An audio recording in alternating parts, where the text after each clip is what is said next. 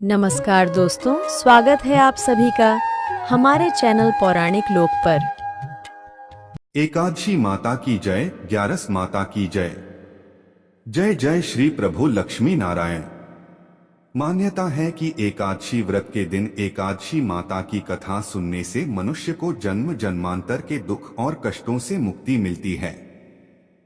तो चलिए मित्रों, प्रभु श्री लक्ष्मी नारायण जी के चरण कमलों का ध्यान करते हुए एकादशी व्रत पर सुनते हैं एकादशी माता या ग्यारस माता की बहुत ही सुंदर कथा। प्राचीन समय की बात है, एक राज्य में एक महान राजा राज्य करते थे। राजा बहुत ही बुद्धिमान और बलशाली थे। राजा सदैव अपनी प्रजा का बहुत अच्छे से ध्यान रखते थे। प्रजा भी अपने राजा को बहुत पसंद करती थी। राजा की दो बेटियां थीं। राजा अपनी दोनों बेटियों से बहुत प्रेम करते थे। राजा की छोटी बेटी देखने में बहुत सुंदर और आकर्षक थी और राजा की बड़ी बेटी छोटी बेटी के मुकाबले थोड़ा कम सुंदर थी। राजा की छोटी बेटी ग्यारस माता की पूजा किया करती थी। सभी लोग राजा की छोटी बेटी से बहुत प्रेम करते थे और बहुत प्रशंसा किया करते थे।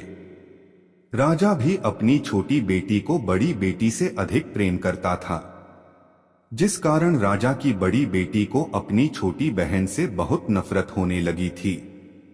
राजा की दोनों बेटियां जब बड़ी हो गई, तब एक पड़ोसी राज्य में रहने वाला राजकुमार राजा की बड़ी बेटी के लिए रिश्ता लेकर आया। लेकिन जैसे ही उस राजकुमार की नजर राजा की छोटी बेटी पर पड़ी, तो वह राजकुमार राजा की छोटी बेटी पर मोहित हो गया और उससे पहली नजर में प्रेम कर बैठा। उस राजकुमार ने राजा की बड़ी बेटी के साथ विवाह करने से मना कर दिया और उसने राजा से कहा कि मैं आपकी छोटी बेटी से विवाह करना चाहता हूं। जिसके बाद राजा की बड़ी बेटी यह देखकर अपनी छोटी बहन से बहुत क्रोधित हो गई और राजा की बड़ी बेटी ने अपनी छोटी बहन को अपना सबसे बड़ा दुश्मन मान लिया।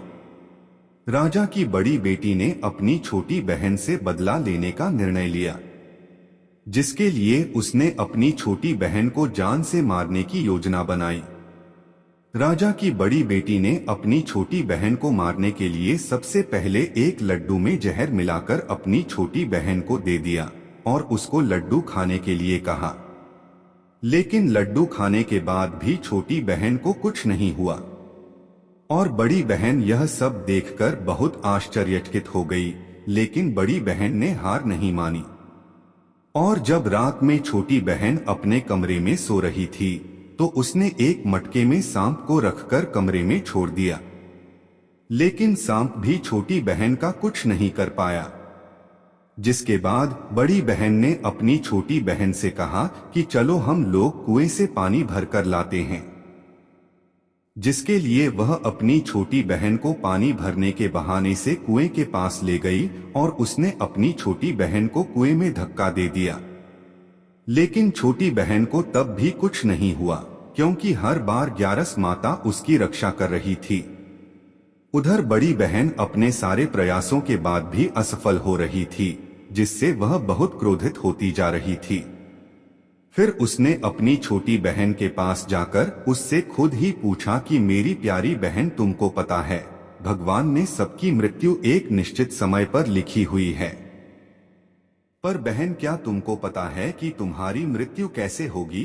क्या यह तुम जानती हो?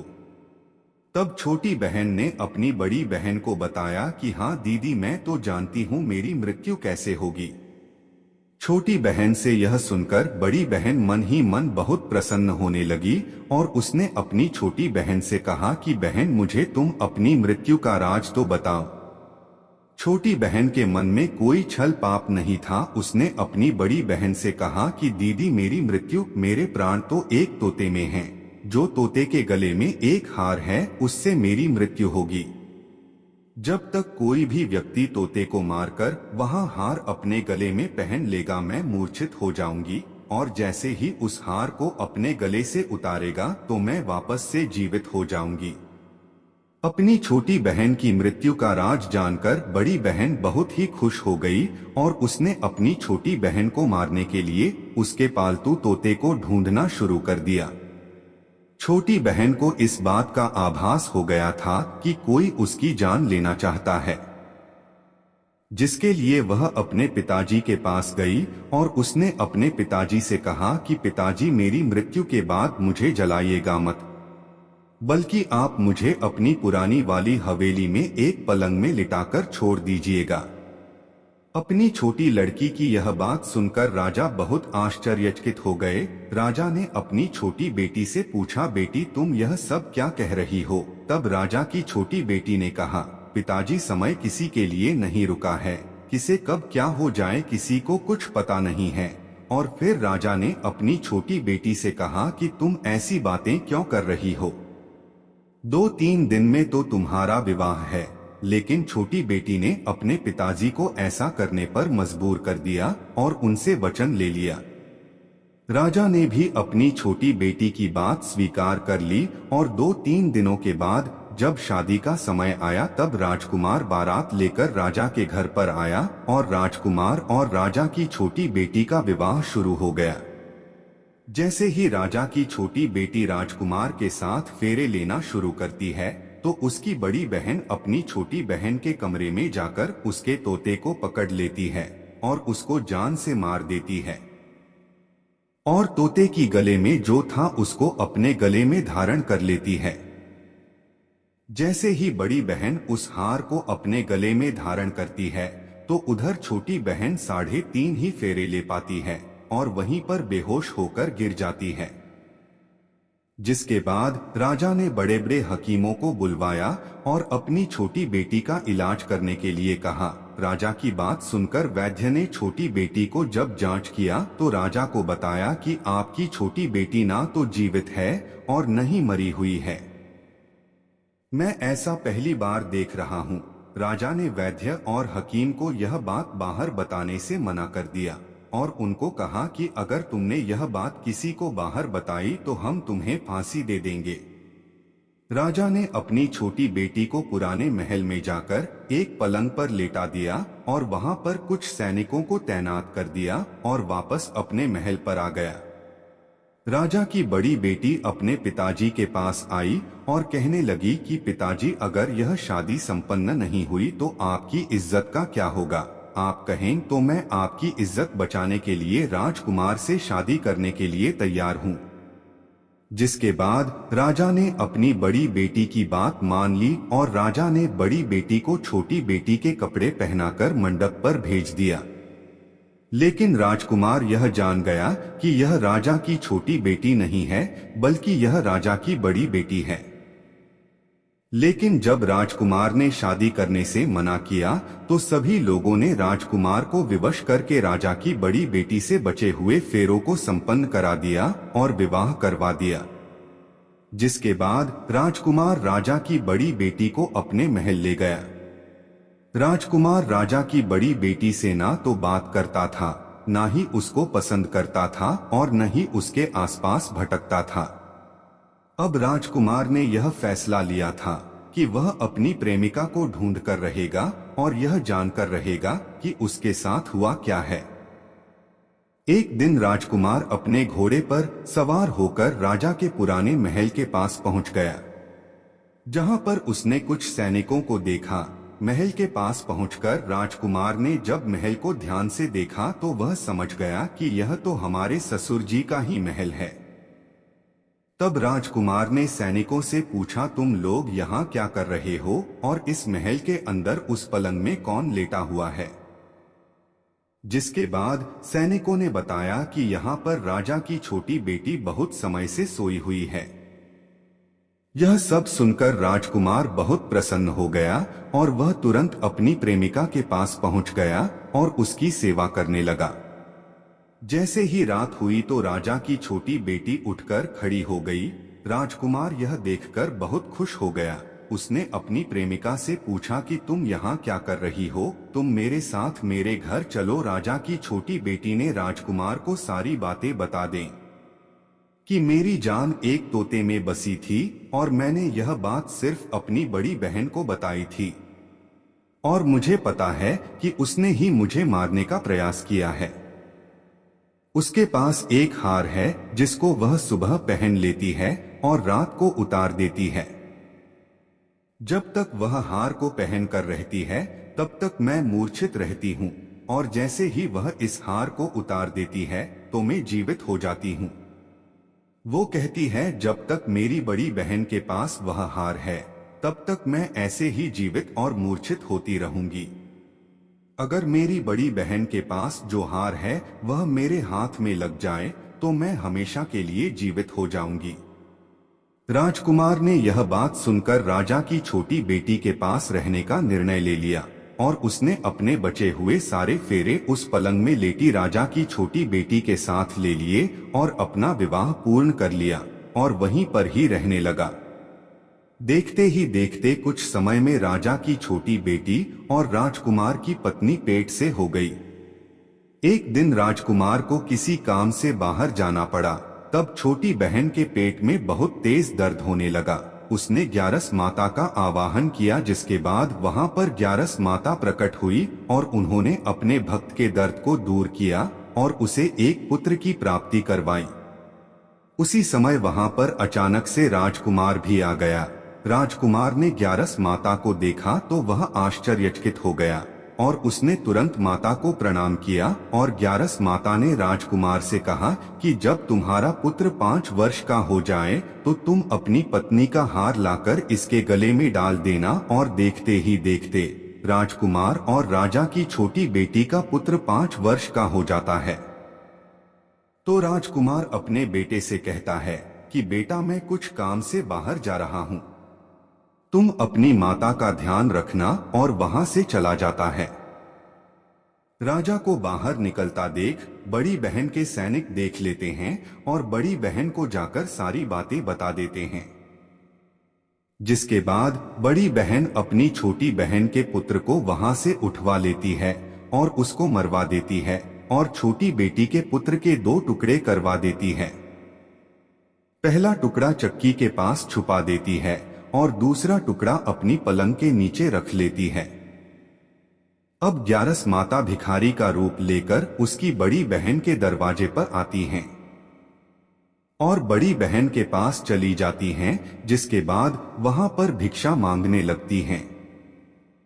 बड़ी बहन अपने नौकरों से कहती हैं कि जाकर भिक्षा दे दो, लेकिन जैसे ही नौकर ग्यारस माता को भिक्षा देने के लिए आते हैं तो माता उन्हें मना कर देती है और कहती हैं कि मैं तुम्हारी महारानी से ही भिक्षा लूंगी। जिसके बाद बड़ी बहन स्वयं ही भिक्षा देने के लिए माता के पास आती हैं। उधर माता एक बिल्ली का रूप लेकर उसके कमरे में चली जाती हैं और वहां पर छोटी बेटी के पुत्र कोई 2 टुकड़े को आपस में जोड़ देती है और उसे जीवित कर देती है और उसे लेकर वहां से चली जाती है और राजकुमार को सौंप देती है। राजकुमार अपने बेटे को लेकर अपनी बड़ी पत्नी के पास जाता है और उसे कहता है कि तुम इसका ध्यान रखना, अगर तुम इस बच्चे का अच्छे से ध्यान रखोगे तो मैं तुमसे बात करूंगा। इसी प्रकार एक दिन राजकुमार अपने बच्चे से कहता है कि तुम माता से उनके गले का हार मांग लो। जिसके बाद राजकुमार का लड़का अपनी मम्मी के पास जाता है और कहता है कि माता, मुझे तुम्हारा हार चाहिए जो तुमने गले में पहन रखा है। यह सुनकर पहले तो बड़ी बहन बहुत क्रोधित होती है, पर उसको यह याद आता है कि राजकुमार ने कहा था कि अगर मैं इस बच्चे का ध्यान अच्छे से रखूंगी तो वह मुझसे बात करेंगे, जिसके कारण वह हार को उस बच्चे को दे देती है। वह बच्चा तुरंत ही उस हार को ले जाकर अपने पिताजी को दे देता है और तभी राजकुमार अपने बेटे को लेकर वहां से जाने लगता है और अपनी पत्नी से कहता है कि तुम हमारे लिए खाना बनाकर रखना, मैं शाम को आकर तुम्हारे साथ खाऊंगा। और वह अपने बेटे को लेकर वहां से चला जाता है। जिसके बाद वह राजा के पास जाता है और उनको सारी बातें बता देता है। राजा अपनी बड़ी बेटी की यह कटुकर्म सुनकर बहुत क्रोधित होते हैं और उसे सजा सुनाता है और अपनी परवरिश पर ही दोष देने लगते हैं और राजकुमार को अपनी छोटी बेटी के साथ रहने के लिए आदेश देते हैं। यह थी ग्यारस माता की पहली कथा। तो प्रेम से बोलिए एकादशी माता की जय, ग्यारस माता की जय। अब चलिए सुनते हैं एकादशी माता की एक अन्य कथा। गालव मुनि का भद्रशील नामक एक पुत्र था। भद्रशील ने बाल्यावस्था से ही एकादशी माता का व्रत और पूजा अर्चना आरंभ कर दिया था। वो सच्ची श्रद्धा और निष्ठा भाव से पूरे दिन एकदशी का व्रत करता और कथा सुनता। शाम के समय ब्राह्मणों को भोजन करवाया करता तथा पूरी रात्रि श्रीमन नारायण नारायण हरि हरि का जाप करता।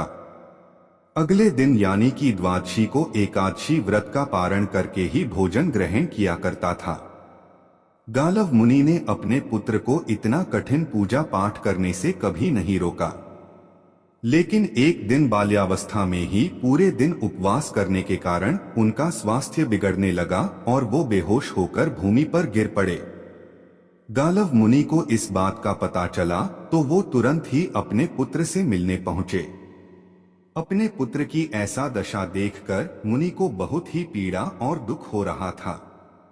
जब थोड़े समय बाद भद्रशील को होश आया तो मुनि ने अपने पुत्र से पूछा कि हे पुत्र, तुम इतनी छोटी आयु में इतना कठिन उपवास क्यों कर रहे हो और तुम्हें इस उपवास के बारे में किसने बताया है? भद्रशील ने कहा कि मैं कई जन्मों से इसी प्रकार एकादशी का पुण्य फलदायी उपवास करता आ रहा हूँ। पिताजी आमतौर पर किसी को भी अपना पिछला जन्म याद नहीं रहता है। जब तक बालक माँ के गर्भ में होते हैं तब तक उन्हें उनके पिछले जन्मों की सभी बातें और कर्म याद रहते हैं, लेकिन बालक का जन्म होने से ठीक पहले ही यह स्मृति मिट जाती है। परंतु भद्रशील को अपने पिछले जन्म की याद उस वर्तमान काल में भी थी और इसका कारण था यह एकादशी व्रत की शक्ति जिसका भद्रशील पालन किया करते थे। उन्होंने अपने पिता से कहा कि वे कई जन्म पूर्व में धर्मकीर्ति नामक राजा थे। धर्मकीर्ति के रूप में मैं बहुत ही क्रूर राजा हुआ करता था। उसके राज्य की प्रजा उसे बिल्कुल भी पसंद नहीं करती थी, क्यों धर्मकीर्ति उन पर बहुत अत्याचार किया करता था। जीवन में ऐसा कोई पाप नहीं बचा था जो उसने ना किया हो। एक समय की बात है, वह सूर्य उदय होने से पहले ही अपने सैनिकों के साथ शिकार पर गया हुआ था। वहां पर उसने जंगल में एक अत्यंत ही सुंदर और आकर्षक हिरण को देखा। राजा को वो हिरण बहुत ही मोहित कर रहा था और उसे वो हिरण अब किसी भी कीमत पर राजा को चाहिए था। राजा ने उस हिरण को पकड़ने के लिए अपने सैनिकों को उस हिरण को चारों ओर से घेरने के लिए कहा। राजा ने कहा कि जो भी हिरण को भागने देगा उसका पूरा परिवार मार डाला जाएगा। हिरण ने यह सुना और सोचा, बेचारे सैनिक, अगर मैं किसी भी सैनिक के पास से भागा तो इनके परिवार को यह दुष्ट राजा अवश्य ही मार देगा और मैं नहीं चाहता कि मेरे कारण किसी भी निर्दोष प्राणी का अहित हो। इसलिए हिरण किसी सैनिक के पास से भागने के बजाय राजा के पास से निकल भागा। राजा ने अकेले ही हिरण का पीछा करना शुरू कर दिया और अंत में खुद को एक घने जंगल के बीच में पाया। अब सूर्यास्त होने के कारण राजा उस घने जंगल के अंदर फंस गया। राजा को हिरण कहीं भी दिखाई नहीं दे रहा था। वहां से बाहर आने के लिए राजा दिन भर उस घने जंगल में रास्ता खोजता रहा, परंतु रात्रि होने के कारण उसे कुछ भी समझ नहीं आ रहा था। इसलिए राजा ने एक पेड़ के नीचे ही रात बिताने की योजना बनाई। उसने पूरे दिन में कुछ भी नहीं खाया था और उसे चारों ओर से खतरनाक जानवरों के गुर्राने की आवाज सुनाई दे रही थी, इसलिए वह सो नहीं पा रहा था। राजा को अब अपने जीवन पर संकट दिखाई दे रहा था। डर के कारण राजा ने श्री हरि विष्णु से प्रार्थना करना शुरू कर दिया और रात भर श्रीमन नारायण हरि का जाप करता रहा। उसके दुष्ट कर्मों के कारण सुबह होते ही उसकी मृत्यु हो गई। यमदूत आए और उसे यमराज के पास ले गए। जब यमराज ने पूछा, तुम लोग इन्हें यहाँ क्यों लाए हो? इनका स्थान वैकुंठ में भगवान महाविष्णु के परम धाम में है। तब यमदूतों ने कहा, लेकिन महाराज, यह तो महापापी है। इसने जीवन भर अनेकों पाप किए हैं, इसे तो कठोर से कठोर दंड मिलना चाहिए। यह सब सुनकर यमराज बोले, नहीं, इसके जो भी पाप कर्म थे वह सब चले गए हैं, ये अब पवित्र हैं। क्योंकि जिस दिन उनकी मृत्यु हुई वह एकादशी की परम फलदायी तिथि थी। राजा ने उस दिन शिकार पर आने के कारण कुछ भी नहीं खाया था और रात्रि में जंगल में भटकने के कारण भी इनका उपवास ही रहा। इस प्रकार से राजा ने दिन भर उपवास किया और रात में जागते हुए श्री हरि का स्मरण किया। इस पुण्य कर्म से उनके सारे पाप दूर हो गए और वे पवित्र हो गए। यमराज ने स्वयं एक स्वर्ण रथ बुलवाया और राजा को वैकुंठ भेज दिया।